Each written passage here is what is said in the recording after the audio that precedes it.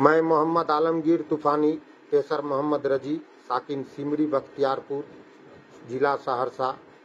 मैं तमाम नगर वासियों, जिला प्रशासन, पत्रकार बंधु नाम करता हूं, आदाब सलाम सभी को करता हूं। मुझे ऋतिक मोदी के केस में झूठा फंसाया गया है, क्योंकि मैं उसे ड्राइवर के तरह नहीं, अपने बेटा के तरह पालता था। मेरा गाड़ी नहीं भी चलाता था, जब भी जो मांगा है उसको दिया हूँ। इसके घर वाले भी जानते हैं, हमेशा उसको बेटा बेटा कहते थे। मेरे परिवार के लोग उसको बहुत मान सम्मान देते हैं। घटना वाले के दिन, जिस दिन इसकी घटना हुई है, उस दिन वो लोग मेरे साथ 1 बजे परिवार के साथ खाना खाए हैं दिन में। उसके बाद वो बच्चों के साथ मेरे घूमने के लिए गए हैं, हमसे ईदी मांगा है, पैसा दिए हैं। उसके बाद वो आए हैं, फिर मार्केट गए हैं, वहाँ पर उन्होंने अब क्या खाया भगवान अल्लाह जाने। उसके बाद नशा में था, बच्चा लोग बोला कि जाएंगे थोड़ा सा वहाँ वो स्टेट फोटो वोटो खिंचाएंगे। बच्चे लोग गए, हमारे छोटा भाई की वाइफ भी गई, उसके भी बच्चे गए। उसके बाद वो जो है 6:12 पर वो हमको कॉल किए कि चाचा, मेरे चाची की लड़की को नवाब मार्केट से ले जाएंगे, बार बार कॉल आ रहा है। हम बोले पहले घर छोड़ दो तब जाना। उसके बाद 6:30 में वो गाड़ी लॉक करके पूरा सो गया। उसमें फोन आया मेरे छोटे भाई का, जो मोटरसाइकिल से गए हुए थे, कि ऋतिक गाड़ी खोल नहीं रहा है, आधा घंटा से हम लोग परेशान हैं, हम बच्चे लोग को मोटरसाइकिल से ले आते हैं, दूसरा चाबी है। मैंने दूसरा चाबी भेजा घर पर, दूसरे ड्राइवर अबू बकर के साथ उनको, और गाड़ी खोलवा करके ऋतिक के साथ लेकर के आया। हम उसको रानी बाग में पुल के पास उतारे, समझाए कि बाबू तुम कल से ड्राइवर में मत रहो, तुमको कल से नहीं आना है, क्योंकि तुम अब फिर नशा करने लगे हो। लेकिन ऋतिक बोला चाचा गलती हो गई, कुछ घरेलू टेंशन में थे, गलती हो गई, कल से नहीं होगी। हम बोले कल बात करना।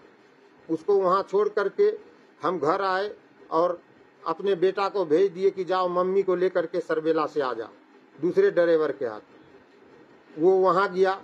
उसके बाद वहाँ से वो लोग 10 बजे रात के बाद आए। 10 बजे रात के बाद आए तो उसके माँ का कॉल आया हमको, परिवार लोग 10 बजे के बाद आया। मेरा मोबाइल, मेरे परिवार का मोबाइल, जो भी है आप लोग सारे लोग जांच करिए, जैसी तरह से जांच करना है, टावर लोकेशन, बातचीत, CDR जो भी है आप लोग निकालिए। अगर एक बूंद भी गलती लगे तो मुझे बीच चौराहा पर फांसी दीजिए। अगर इस तरह से कोई भी उसके साथ किया है या क्या हुआ है, आप लोग जांच कीजिए। अगर मैं दोषी हूँ तो आप लोग इसको, हमको जो सजा कड़ी देना है दे दीजिए, लेकिन मुझे राजनीति का शिकार मत होने दीजिए। आप लोग से अपील करते हैं कि उसके माँ का कॉल आया, आरोप लगाई कि वो हम 3 बजे से मोबाइल, उसका फोन नहीं लग रहा है, नहीं बात हुआ है, जबकि मुझे 6:12 में ऋतिक से बात हुआ। मोबाइल पर भी समझाए कि बेटा तुम नशा करता है, तू फिर कर लिया है। बोला नहीं चाचा, नहीं किए हैं। फिर बात वो घर की और बहुत तरह की बात है बताए, लेकिन हम उसको इग्नोर कर दिए, चलिए छोड़ो। रात में माँ कह रही है कि मोबाइल सीज कर लिया। रात में माँ का उसके 2 बार 9 बजे के बाद कॉल आया।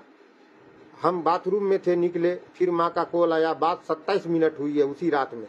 सब बात उसके माँ को बताए कि देखिए बेटा ऐसे नशा करने लगा। बोला नहीं, आपको सौंपे हैं, आपका बेटा है, ये है, मतलब सब रिकॉर्डिंग है, मेरे CCTV में आवाज भी रिकॉर्डिंग है। माँ बोली कि जो है ना, मोबाइल के लिए, मोबाइल देखिए गाड़ी में रह गया था, हमको बहू का ड्राइवर दिया आपका। हम बोले नहीं, ये ऋतिक का है, हम रख दिए। तो आपको बताए कि मेरे पास मोबाइल है, सही सलामत है, कोई दिक्कत नहीं। तो बोला क्या करें हम? के लिए अभी रात में क्या ले जाइएगा आप? सुबह ले जाइएगा या भेज देंगे, या ऋतिक आएगा ले जाएगा।